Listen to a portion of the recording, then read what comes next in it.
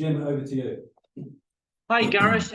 Gareth, first off, you mentioned the free agency, great acquisition there in Reggie Cannon. And was it Reggie's versatility that appealed to you the most? That he's so versatile, he can go really all across the back four, he could really go into even a midfield sort of role. Was that versatility which shone out, really? Yeah, of course. He's a great guy. His pace as well. I'm an advocate of pacey players, especially in the wide areas. People know that. I was a winger, quick winger. So his physical attributes as well as his versatility both appealed to me. And we'll be working on Reggie and getting him up to speed. But it's a great signing. I think he's been a little bit lost over the last couple of years, and we're hoping to get him back in regular first team football. But he's gonna have to fight his way in because we're playing well at the moment in some of the positions that he can cover as well. So it's real competition for places, which is great. But as Phil said, the fixture build up sometimes with these international breaks can take its toll. So it's nice to have someone of the caliber of Reggie in the waiting in the wings. And before we come to QPR, Gareth, I just want you touched on Coventry there a bit. I just want to go back on them there just for a few seconds.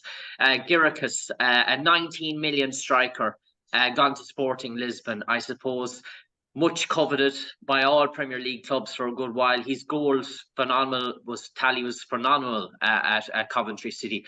I suppose it's very hard to replace a player. You look at Middlesbrough trying to place a Phobie, gone to Ajax, and so these type of players that hit 20, 21, 22 goals a season in the Championship, you just don't replace them overnight. No, that's the thing in the game. The ones who can stick the ball in the net are the most expensive players. They are the diamonds, and I think it shows that when people are talking about go out and get a good striker, you need £20 million to get a 20 goal a season striker nowadays. It's really tough. You've got to give credit to Coventry and Mark Robins of finding him in the first place, turning into this goal machine that he was. And he's still scoring in the Champions League, with Lisbon or the Europa Leagues. So he's proven himself at the higher level, which is great. I'm sure, like you say, some Premier League teams had a look at him, but it just goes to show that you can get these players, but they are so expensive. They're regular. You've got to find the untapped ones. You've got to find the ones who are just about to have their 20-goal season. And I think we've got a couple of strikers at our club that. Both Sinclair and Lyndon will both be in double figures this year. That's what I'm hoping. And wow, if Sinclair strikes double figures in his first real breakthrough season, that'll be amazing. And Lyndon as well, whose name's really on the map with his international plaudits. So no, really, really excited to get them two going. But Coventry, they will find it tough to replace him. But I back Mark Robins and I back his judgment. They've bought the boy White from Turkey, the American boy, and they've got the boy Ellis Sims from Everton. So I think they spent about 15 million on those two, and that's quite a chunk of money, So they will give goals, but we're studying hard on them and knowing what they're all about as well. So yeah, they have replaced Joe Chiesa a little bit, but it's hard to replace a 20-goal a season striker at any level. And Gareth, just on the last run of form, those last four games for Coventry, they have been finding the net. 7 goals in their last 4 games. But for all the goals they've scored, they've been conceding that same amount as well. That's why they're 5 draws and only 1 win this season. They're not struggling to hit the back of the net, Coventry. They're conceding them at the other end. Seems to be the major problem for them at the moment. While for you guys, you are scoring goals. You're not as conceding as much as Coventry are. So do you think there's maybe a brittleness there in their back four that you can really exploit given the amount of goals that they're conceding at the moment? Listen, I think they're very similar teams. We ain't scoring loads, but we're not conceding. Coventry are scoring loads and conceding quite a few. So we're very similar in the teams.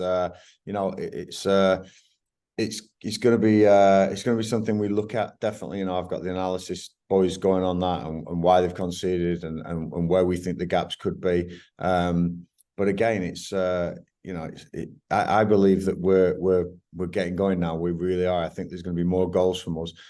one promise I made when I came in was to make us more solid, to make us more resilient, and I think the boys are doing that. The likes of Begovic, Cook, and people like that. So we are wary of Coventry's goal threat, without a doubt. They do seem to score goals every season freely, but there is that openness at the back sometimes with them, and we need to exploit that. And we will be working that hard this week. But I'm really pleased with our last few games. I mean, the Swansea handball, is a real killer. It probably would have been 3 clean sheets in 4 games for us if the referees had done their job, and that for any team is really nice to have. And the Sunderland game, obviously, with 10 men was always going to be difficult. So if we can start this next chunk of games now in the same vein, that resilience, that solidity that Steve Cook and Asmir and Foxy are bringing to the team, I think we've got a real good chance of picking up some points. And of course, this is Jack Colback's last game suspended.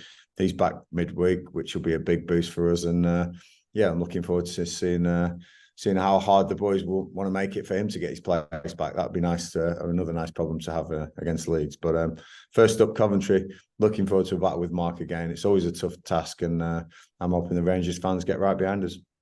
And Gareth, I suppose in terms of this early season at the moment, I suppose we're only 8 games in. I suppose it's very early to take stock, but you probably have run another 4 games now before the next international break has started.